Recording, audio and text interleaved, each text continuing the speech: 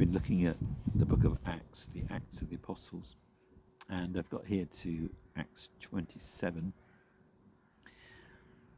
The shipwreck that is talked about in Acts is an amazing event, and there's so many things that we could say about it. It's something that's noted as one of the most outstanding, and in actual fact the most detailed accounts of seafaring at that time in the first century. And there's so many things. It's a story of someone's journey. It's a clear log of someone's travels. It's a description of weather systems in the Mediterranean. It's an outplaying of what is the will of God in a very difficult situation, and how does God lead, and all those kind of things. And this travel log, as it were, gives us so many little details in so many places, and it gives you an amazing sort of outlay of the route as well that Paul took.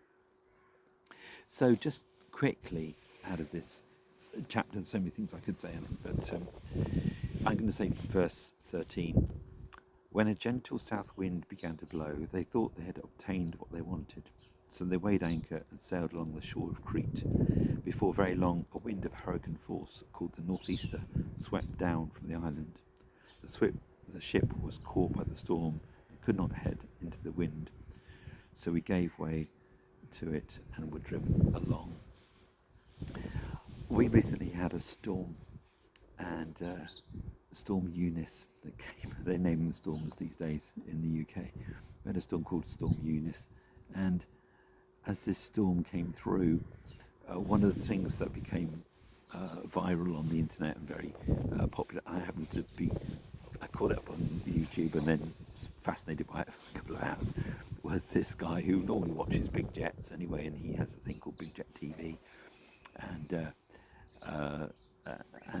he was filming this very strong wind. He was filming from the top of his van, filming the big jets trying to come in to land in Heathrow, and some of them were having to turn around and take off, or they didn't manage to land there, so quickly go up again. Anyway, and they had this real problem, and one of the difficulties that they had was that when there was a crosswind, it was actually much more difficult. They had to kind of somehow lean into the crosswind and come almost like slightly sideways to land properly.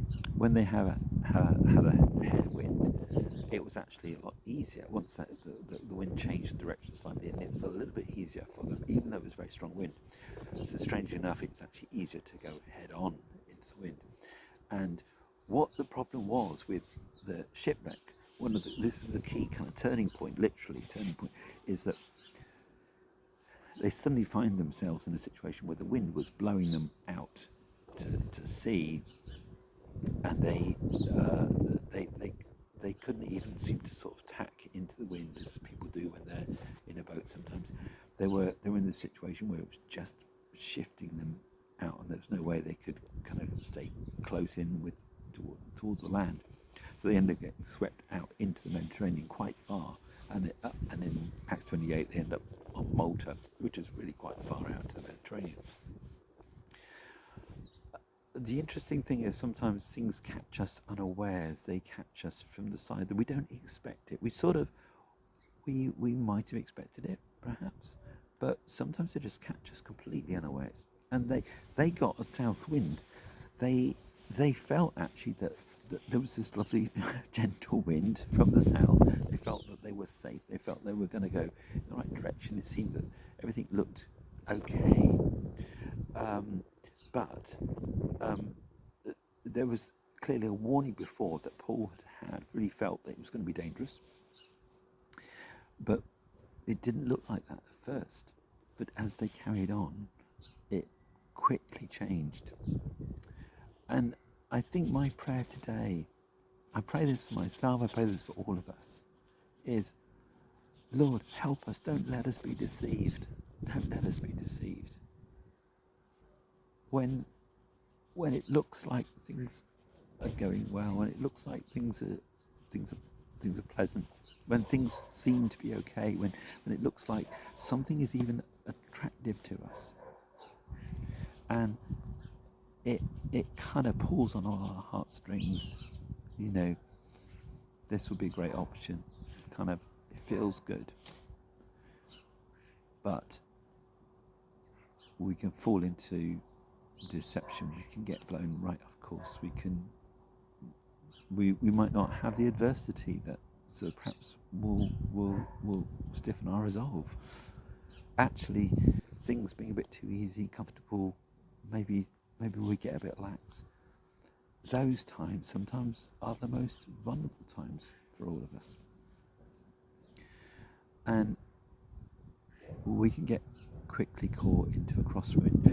On the day that storm came through to Heathrow Airport, you could have taken off somewhere, and if you didn't have air traffic control, and you didn't have radar, and you didn't have weather reports, you didn't have communication, you could have taken off somewhere and say, "Oh, guys, in 2 hours' time we'll be landing in Heathrow, and we now begin our descent down to Heathrow," and then suddenly you think, oh gosh, it feels rather unsettled. Oh gosh, the landing looks like it's going to be quite difficult. Oh, I didn't expect it to be this hard. And actually, at that point, it's really, really important that the instruments are giving you clear information. It's very important that you communicate with air traffic control. It's very important that you've got a realism about the weather situation. You've got to make some important decisions. You've got to be pretty geared up and ready, and remember your training for landing. And at that point, you've got to make sure that you don't get caught in the crosswind and blown off and cause some quite serious accident. And in this case too, they were not listening to what God was saying through Paul, and that's one of the reasons why they ended up. But God did redeem the situation, and even when you've made a mess, even when you've done something stupid, Lord, have mercy on us, but forgive us, but redeem the mess that we make, even when we get ourselves in a muddle. Thank you, Lord, that you can help us, and you can redeem it. You can get all these things unpicked, and we can get back on track, and you will take hold of these things, and even though it's a bit of a muddle, Lord, you will redeem them. And it's good that we have a God who does redeem stuff, even when we've gone off track. So bless you. I pray that for you, you'll experience that too. But ideally, most importantly, that you won't get deceived and trapped in a foolish way, and you won't make a mistake in the first place. Bless you. Bye.